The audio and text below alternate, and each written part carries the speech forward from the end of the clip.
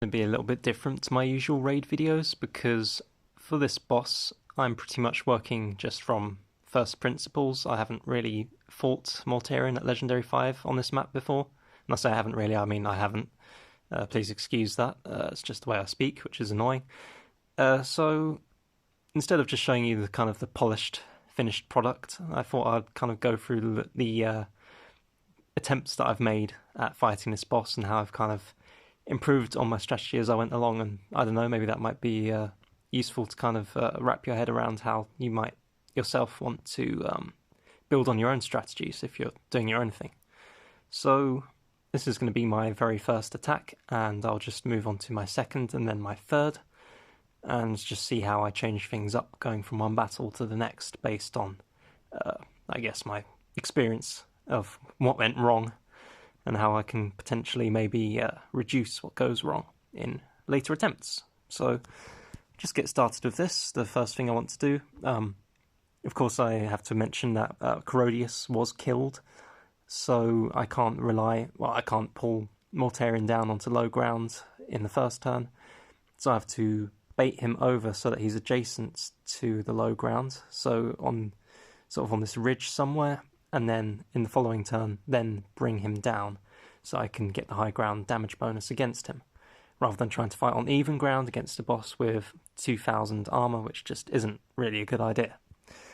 So what I'm going to do is put Helbrecht here and Row here, and what that will do is either draw Mortarion to this area or to this area to try and get them encompassed within his lantern.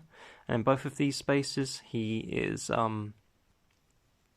he's on this sort of ridge between the high and low ground, so he will then be able to come down to the low ground in the next turn. Of course I want to hang everyone back somewhat, just so that he doesn't end up casting the lantern onto, say, Tan and Actus instead of Helbrecht and Row. So I can afford to move Tan up as long as I don't move anyone else sort of into this area as well, because then he might be tempted to fly over here and cast the lantern to the south rather than to the southwest, which is what I was hoping for.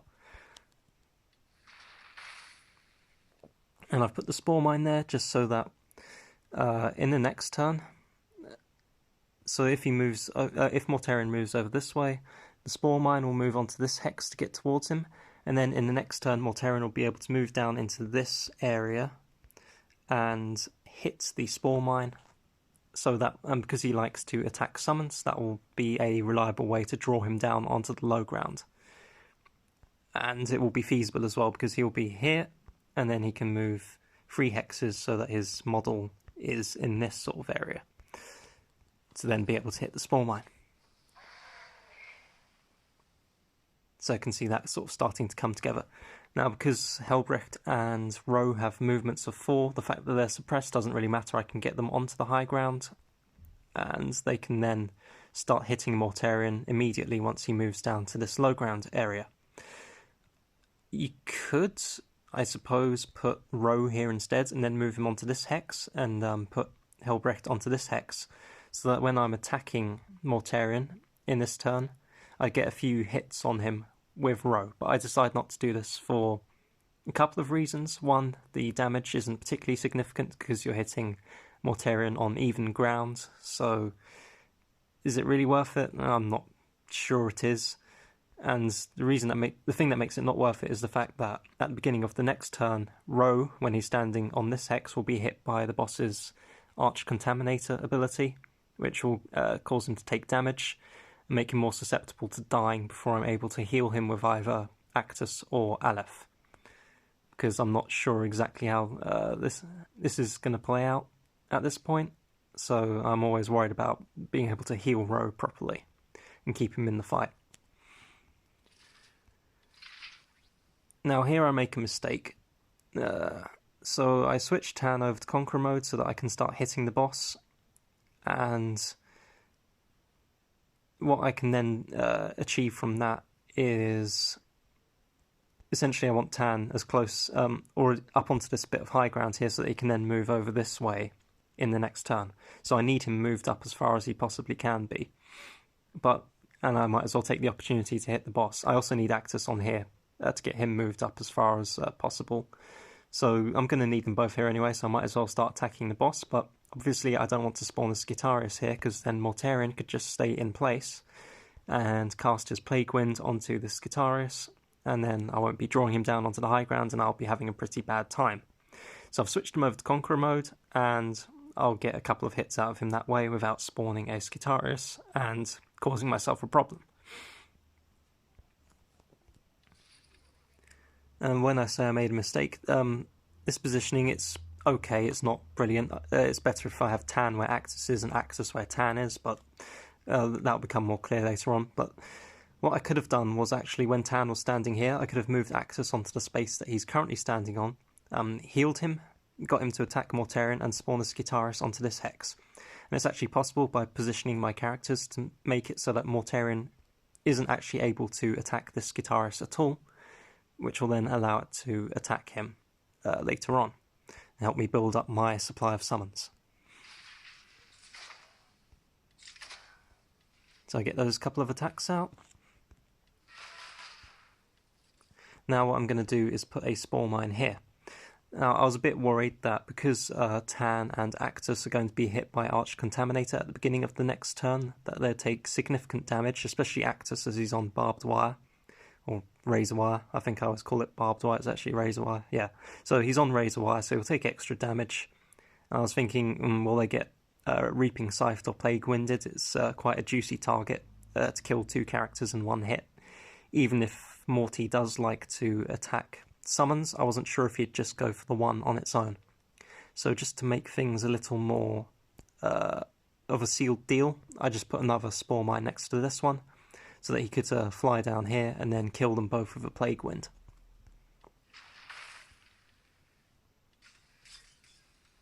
And Aleph is just there to guide him specifically onto this area, rather than allowing him to move so that his southeastern edge is here. And I got a bit unlucky there with the Poxwalker spawning, so that's a little downside to this strategy, which I will be rectifying later on. Now the reason... I'll go into this later, but moving Tan up here isn't great.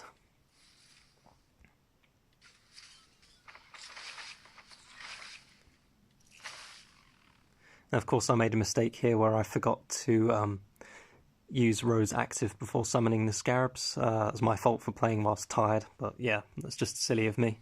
Could have got a bit more damage out there, but it's by the by, it's nothing actually kind of fundamental. That was a problem there. It's just a bit of damage that I missed out on. Now the problem with what's going on here is that I have a Scarab Swarm here, and Tan is about to be summoning a Skitarius onto this hex. So I'll have Tan, Actus, Skitarius, and this Scarab Swarm able to be hit if Morty casts his Lantern to the northeast. So that's a big juicy target for him. By putting the Spore Mine here, I was hoping that I could direct a Lantern Blast to the southeast instead, but that didn't work. Given the choice between two possible targets where he'd be able to hit two possible directions where he'd be able to hit 4 targets, he went to the northeast rather than the southeast. So that was something I picked up on that I needed to rectify later on, which I did. Of all the summons, I summoned the Spore Mine first. That was simply because when this Poxwalker moves, it's going to move over onto this hex and attack the Scarab Swarm. And what I wanted to happen was I wanted this Spore Mine to then fly over to the Poxwalker, blow itself up, do a bit of damage, and then hopefully one of these Scarab Swarms would be able to finish the Poxwalker off, and it wouldn't require both of them attacking it. So the other Scarab Swarm would then be free to attack the boss and get a bit more damage out of Ro whilst his active is online. So that's the reason for the summon order in this turn. So you can see there the Poxwalker takes a hit and then gets finished off by a single Scarab Swarm, and the other Scarab Swarm is free to then go up onto the high ground and do whatever it likes. But now, of course, I've got myself in a bit of a bind because I can't leave Tan in this area. Obviously, he would just be killed by the Lantern, or horribly injured and then finished off by something else. But I can still make use of his Conqueror mode by healing him with Actus whilst he's in this area and then move him off somewhere else, which is what I'll do. So move Actus out of the danger zone, heal Actus up, because I'm predicting he's going to take a bit of a Plague Wind.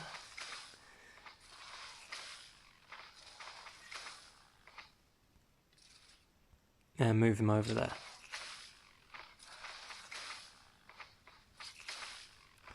Now, Aleph, I want to prepare to get her over to Ro, so I'm just going to move her over onto this hex. And then in the next turn, she'll then be able to heal him if necessary. I don't heal Aleph because I think she can survive Arch Contaminator. And I just, again, want to get as many hits out of Ro as possible whilst his active is online. But I'm aware of this sort of cluster of units that I formed here, and if I leave Ro in place here, he's probably going to catch a bit of a Plague Wind and get destroyed. So I move him regretfully down onto the low ground to keep him out of danger, and I move Helbrecht out of the way as well, just to keep both of them safe for now.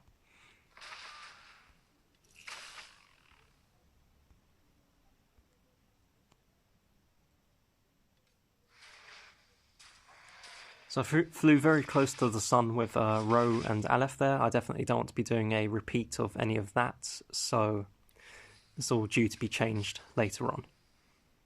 But I'm happy to let Aleph die at this point, so I just make sure Ro is nice and healthy, get him back up onto the high ground, getting boosted by Helbrecht.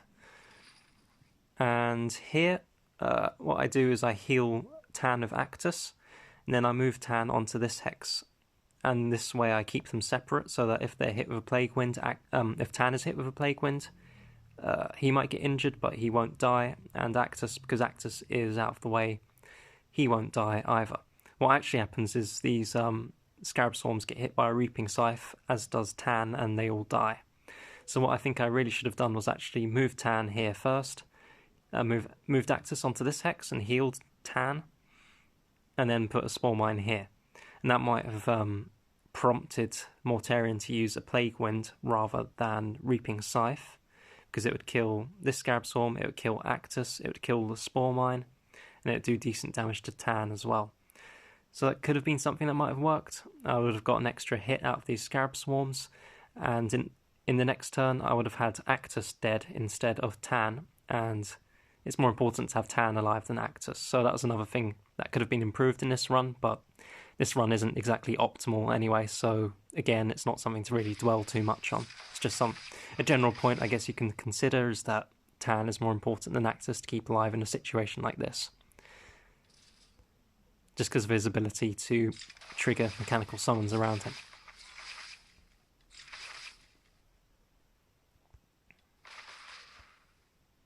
Just getting the rest of my attacks out of the way, but there's nothing much more to say here. Again, kind of wishful thinking that Plague Wind would be used there, but of course it wasn't. So now I'm just going to get a couple of hits, a couple of extra attacks in, and that'll be that for this run. The final score of 343,000 damage, which is not great, not terrible, and certainly can be improved upon massively. So in my next little clip, I'll be doing that. This is my second run against the Legendary 5 Mortarion on this particular map, and I'm going to be going over some of the changes I made to my strategy just to try and improve things a bit. I won't dwell on things too long, just because quite a bit of this will be the same. I'll just highlight the differences. So without further ado, let's just get on with it. So same starting positions for everyone, more or less. Aleph might be a bit different, but it doesn't really matter where she is, to be honest. So that's all more or less exactly the same as before. So the issues I highlighted in my previous run was the second Plague Wind being cast up into the area where Mortarion currently is. Sorry, not Plague Wind, Lantern. So what I'm going to be trying to do in this run is getting him to direct it to the south or southwest or southeast perhaps, just to stop me from having to clutter up all my characters at the top of the map on the high ground and having to give up the high ground with Ro as I was forced to do last time. I also, if possible, I want to be able to heal Ro a bit more easily than I did in the previous battle, because it got a bit hairy, to say the least there. You can also see that I've put into place now the improvement I was talking about with spawning the Skitaris in this turn. So heal Tan with Actus, get him to spawn a Skitaris to the south of him. And now I can switch over to Conqueror mode so he doesn't spawn another Skitaris and provide a target for Mortarion. And he can now hit Mortarion and do a little bit of damage. And the idea will be again to get Mortarion down into this area, and I'll be putting Aleph here again, so there's no way for Mortarion to move into this area and cast Plague Wind onto the Skitaris, so as long as I have Aleph acting as a buffer here, this Skitaris is pretty much safe and sound. So now just to get Ro and Helbrecht into position, again, same as last time. And same as last time as well, I've put an additional spawn mine here. Because, once again, I'm worried about Tan and Actus being killed. So no Poxwalker this time, but I am a bit conscious that having two spawn mines being killed at once is quite a hazard when it comes to potentially having a spawn mine appear. A Poxwalker appear, so that is something I'll be rectifying later on. So one thing that I like to do that I see people using AdMech and kind of failing to do sometimes is spreading out my summons. You don't have to move Tan and then get him to attack twice, or not move him and attack twice with him. You can have him still, heal him with Actus, get him to attack, and then move him somewhere else. And this can be very beneficial to you to kind of spread out your summoning in this way. So if I heal Tan with Actus now, if you remember my previous clip, I said it's better to have Tan on this hex than Actus. And the reason for that is, well, Tan takes more damage because he's on the barbed wire, but he's being healed by Actus, so taking the extra damage doesn't matter so much for him. But also, if he's here, he starts to turn where Mortarion is within range of him. So I can immediately heal him with Actus, get him to spawn a Skitaris here. Then I can move him up onto this hex and attack again to get him to spawn a Skitaris here. And by spreading my Skitari out in this way, it then makes it much harder for Mortarion to prefer to cast a lantern up in this direction, just because you'll only have two targets to hit with it. So that was my way of kind of preventing him from doing that, without having to do any kind of nonsense with having loads of spawn mines down here maybe, and needing to use Aleph as well and Scarabs to kind of bait him to cast a lantern in a certain direction. So Aleph has a bit of freedom to operate here now.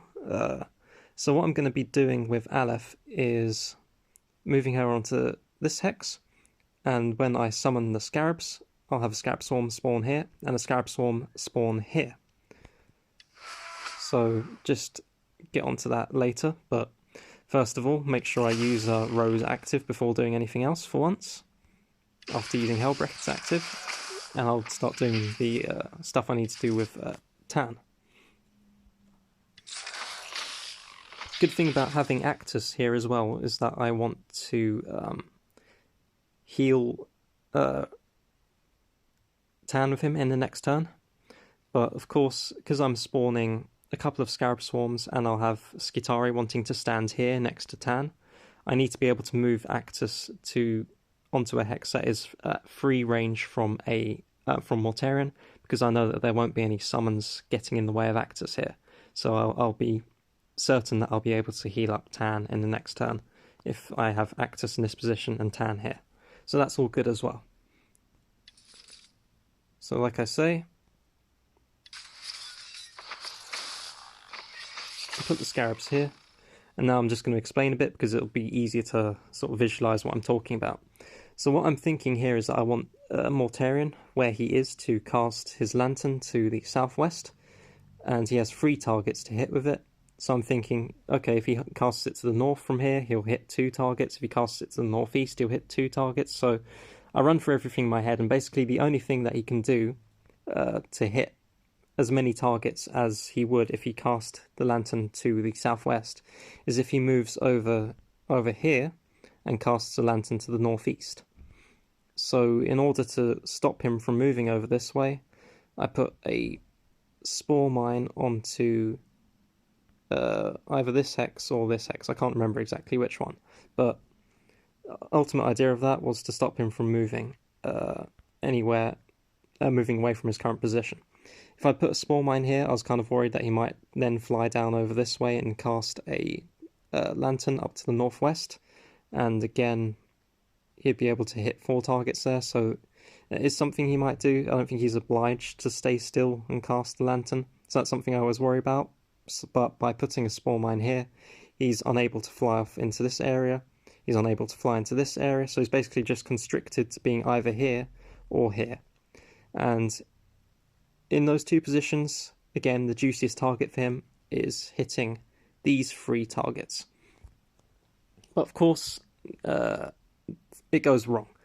And what I didn't realise with Mortarion, something that I've surprisingly never had to contend with before, is the fact that he is unable, seemingly, to cast his lantern if it extends off the edge of the map. So if he were to cast it to the southwest, he'd only be able to cover 4 hexes with it before it was going off the edge of the map, and of course the lantern covers 9 hexes. So he's actually, I think, unable to cast it in that direction.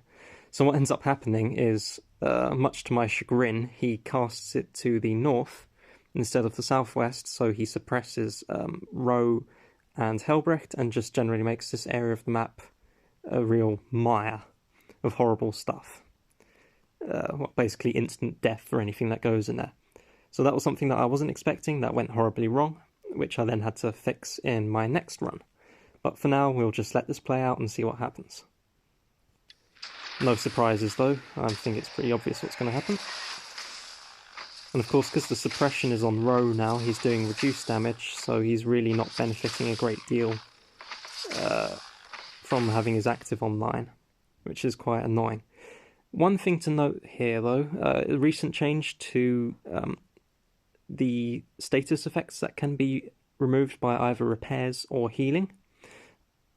Suppression can now be removed by healing.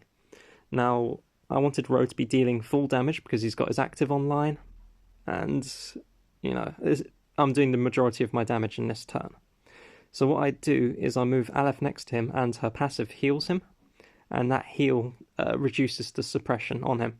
There are certain characters where their passive abilities can heal, like Isabella or Toph or Nicodemus, and that effect doesn't remove status effects, but Aleph's passive, if you look at the description, it counts as a repair, so it can, a proper repair, so it can remove status effects. So that's a good thing to know. So you can see I've moved her next to Roe there and removed the status effects, so now it's dealing full damage. I'll switch over to Conqueror mode, obviously. I want to be getting lots of hits out. And here I'm expecting Actus to take a Plague Wind. So again, I want to get him to full health, make sure he survives that.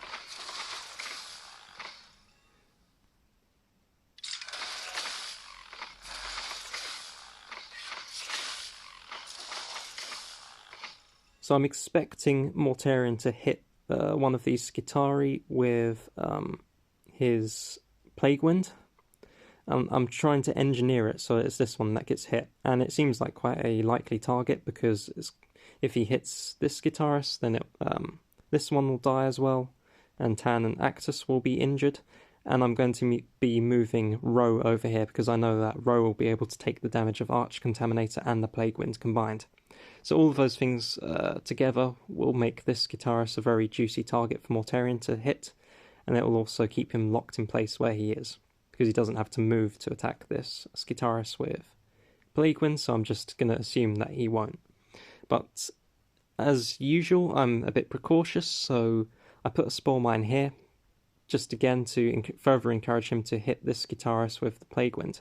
Last thing I want is for him to, I don't know, hit this one, and then potentially kill Tan or Actus, or just make them very, very weak and liable to be killed by any further damage that they take. So by putting a Spore Mine here, the only way Mortarion can kill it with his Plague Wind is by hitting this Skitaris. So I'm hoping that that will just kind of get him to attack in the direction I want. So last thing to do with Helbrecht is move him out of the way of the lantern, and likewise with Ro, move them out of the way of the lantern and maintained high ground with him.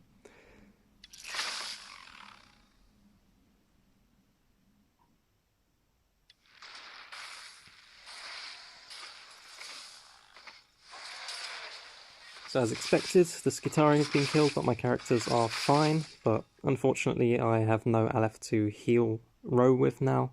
Not that I'd be able to if she was in on this hex anyway, so it's quite kind of a moot point. And I've got a bit of juggling to do to get Ro nice and boosted by Helbrecht before I start triggering summons with my characters. So obviously I need to get Ro healed up, so I'm going to have to do that with Actus, which is a bit annoying because I can't get the extra hits from Tan by healing him with Actus, but that's just the way it's going to have to be. I was thinking of putting Tan here to trigger these two Scarab Swarms, because this one, with the single Scarab left, would be killed by Arch Contaminator at the beginning of the next turn. So I thought that it would well be possible that Mortarion would use his Reaping Scythe to hit this swarm, and this, basically these three swarms up here, and leave my characters alone. But I was also worried that he might instead, I don't know, decide to target Helbrecht or maybe Ro, and do enough damage to potentially wipe out all of my characters with a Plague Wind. So I was hedging my bets a bit, and I just sort of kept Tan away from everyone else, and what I did was I put a Spore Mine here just to make it really likely that he'd hit this Scarab Swarm with Reaping Scythe, and leave my characters alone, because obviously they're the main source of my damage, rather than my Scarab Swarms. Ideally I'd want more Scarab Swarms to survive, but can't really do that in this situation. And so yeah, I'd rather sacrifice them than my characters.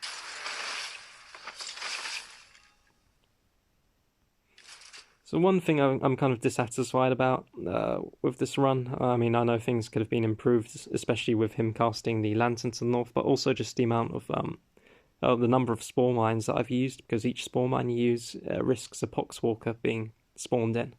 So my next attempt at this battle, I'm going to be trying to reduce the number of Spore Mines that I use.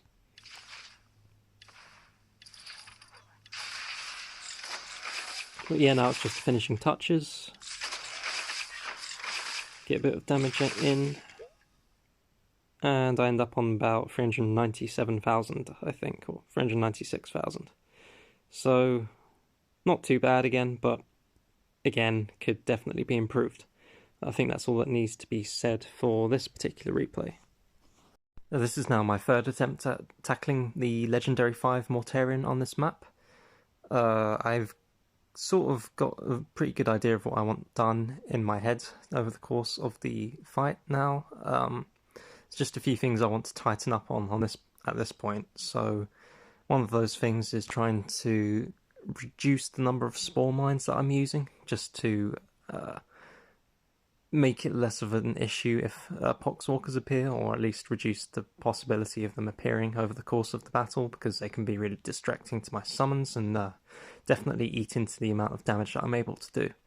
There was also the issue in the previous battle where Mortarion cast his Lantern to the north, his second Lantern, which I definitely don't want, and I found out they couldn't cast it to the southwest, so this time around I'm going to need him to either cast it to the south, in this direction, or to the southeast, in that direction. So those are the two main sort of things that are on my mind now, that I want to get done here. So again, I'll be experimenting a bit, but I'll mostly just gloss over all of the stuff I'm doing that I've done previously. So same setup as last couple of goes at this.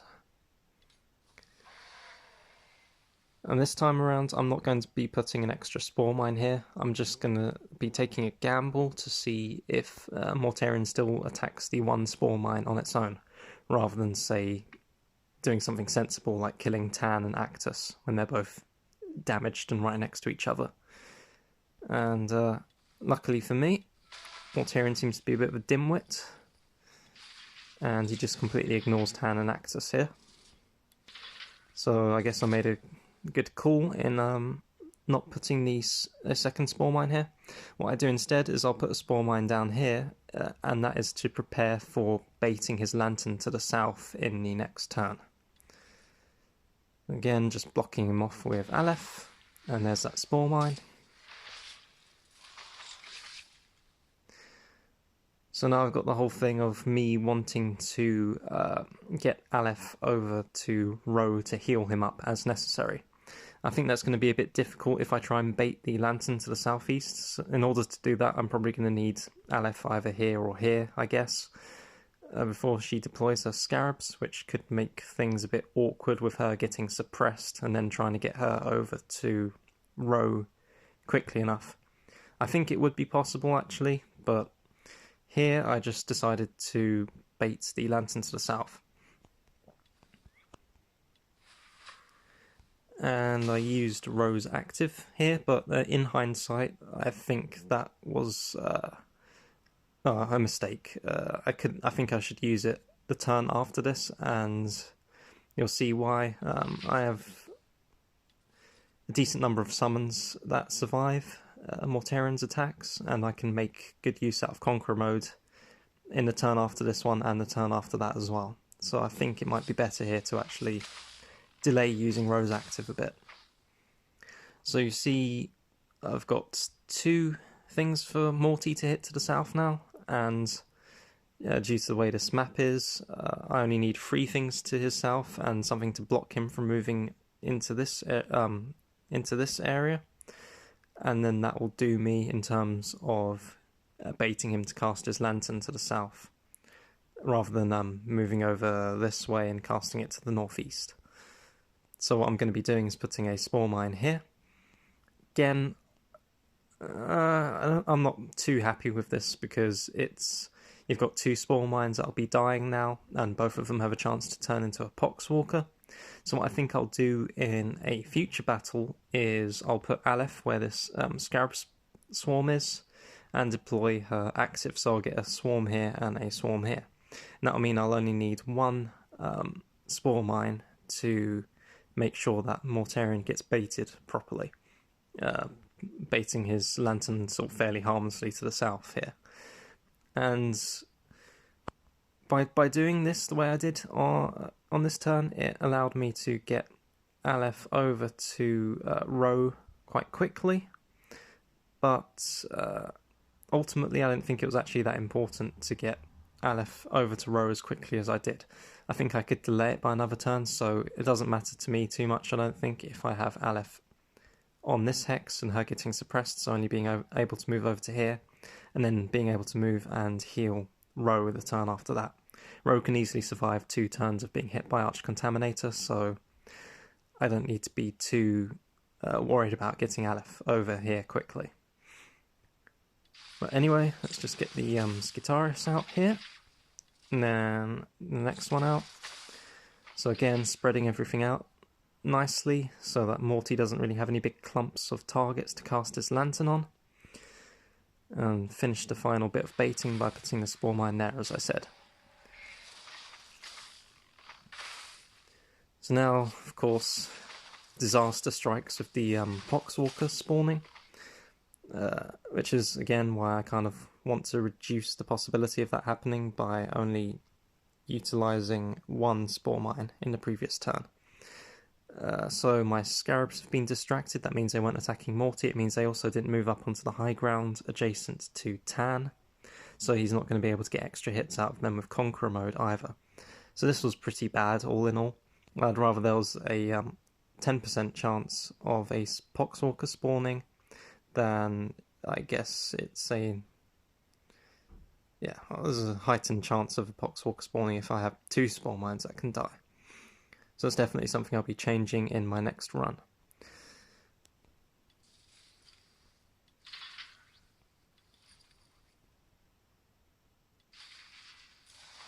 Yeah, I'll just try and get as many attacks out of Tan whilst I can, while Rose active is online, but obviously I didn't get very good use out of Rose active at all. Now I've moved Tan down to the south here, just to separate him from this Skitaris. So if this Skitaris here gets hit with Plague Wind, if Tan had been standing over there, then this guitarist would have been killed by the Plague Wind, along with this one and this one.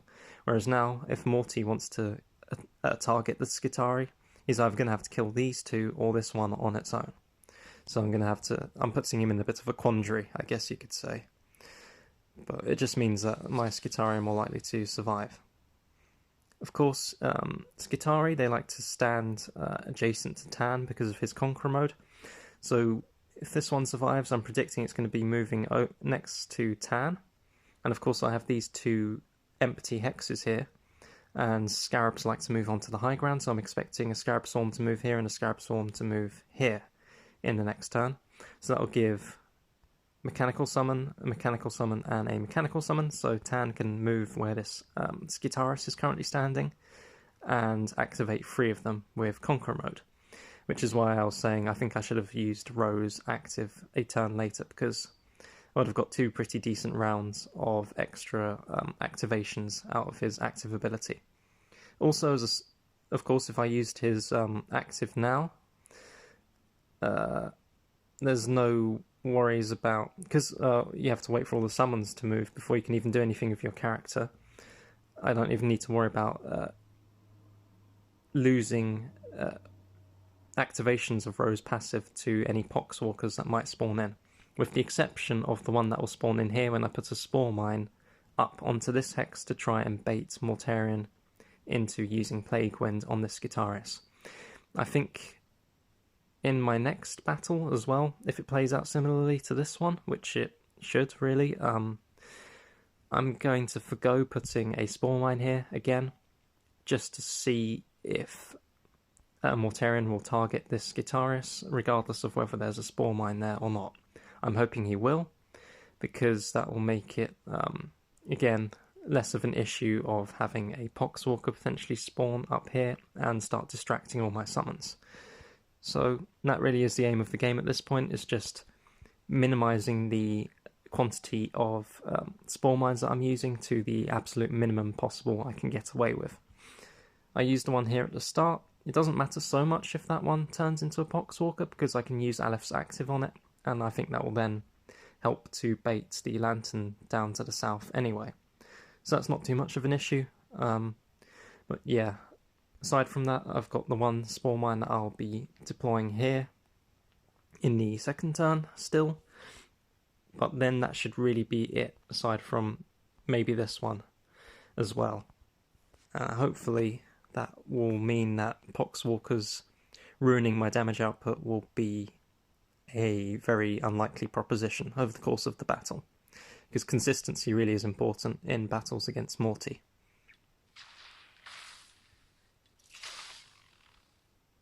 Last thing you want is a strategy that works really well until a Poxwalker spawns and then it all goes to hell in the handbasket, because Poxwalkers will spawn annoyingly often.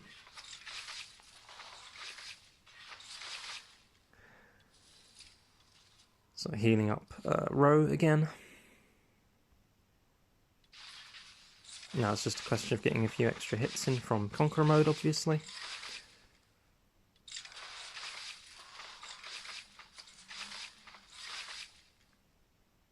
Now what I was thinking of doing here was moving Helbrecht onto this bit of razor wire and keeping Row in position. And I assumed that this Scarab Swarm will probably be targeted with the Reaping Scythe and killed, along with this Skitaris, Tan, and this Scarab Swarm. And I wanted to prevent that from happening, so I thought maybe I could bait Morty into using the Plague Wind on this Skitaris. So what I end up doing is I put Row here, Helbrecht here, and I put a Spore Mine up here as well. So the only way this Spore Mine could be killed is if Plague Wind is used on this Skitaris. But I think in the final rounds, Morty just really likes to use the Reaping Scythe, and he can't easily be persuaded to do otherwise. So he ends up killing Row, this Swarm, this Skitaris, and nearly killing Tan as well. So I kind of gambled incorrectly here, and I think I should have just kept Row in place, but it is what it is. Learn from that, so hopefully this mistake won't be repeated. Yeah, I lost a decent bit of damage output, I guess, as a result of what's about to happen. So tan just barely surviving there, and obviously row dying is pretty catastrophic, but I can get a bit of damage out of tan at least in the last turn. So there's still plenty to learn in this fight, and plenty of progress to be made in terms of damage output, but I think at this point it's starting to come together, and hopefully it won't take me too long until I can actually do a decent bit of damage.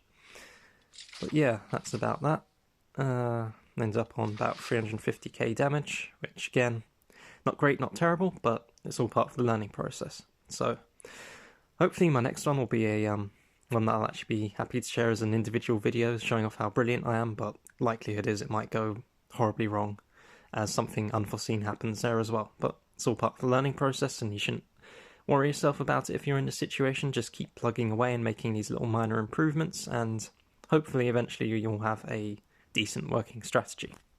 And yeah, I think that's all I have to say for this video now, so I'll leave it at that.